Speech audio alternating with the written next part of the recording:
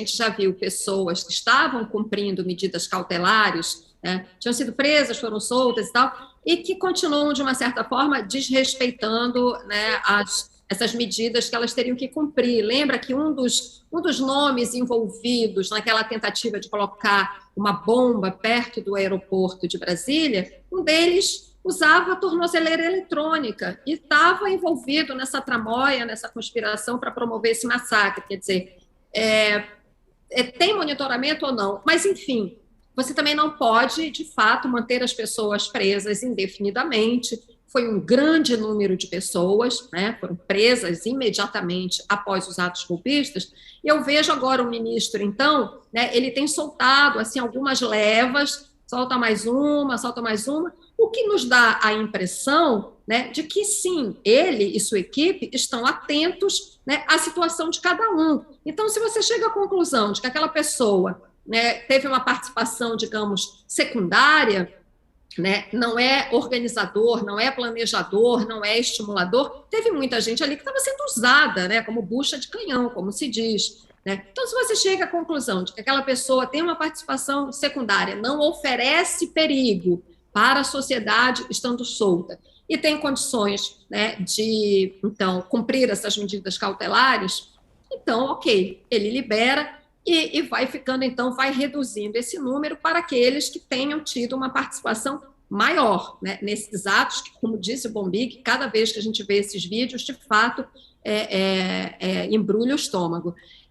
Isso é importante, essa maneira como o ministro está agindo é importante justamente para dizer, né, que não está agindo, digamos assim, arbitrariamente, mantendo presos indefinidamente, né, os participantes daqueles atos, porque ele certamente também está atento às críticas aqui e ali, né, não só da direita, mas formadores de opinião, né, artigos que saem na imprensa. Não que ele se guie por isso, mas certamente ele também não ignora isso, né?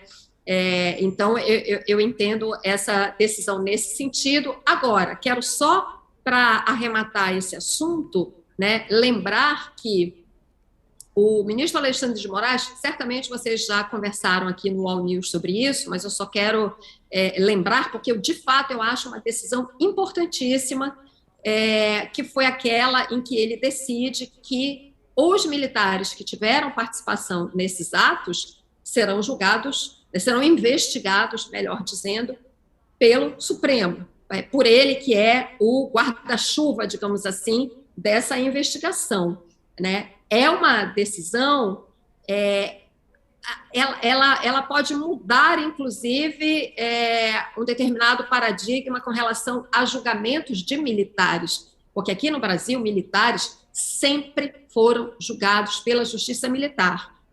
E ele faz aquela diferença muito clara, né, entre julgar militares que cometeram crimes, né, e julgar crimes militares. Julgar militares que cometeram crimes militares, né, e julgar militares que cometeram crimes, porém não militares. Né? Então, ele diz, militares que cometeram esses crimes contra a democracia estão, sim, nesta investigação.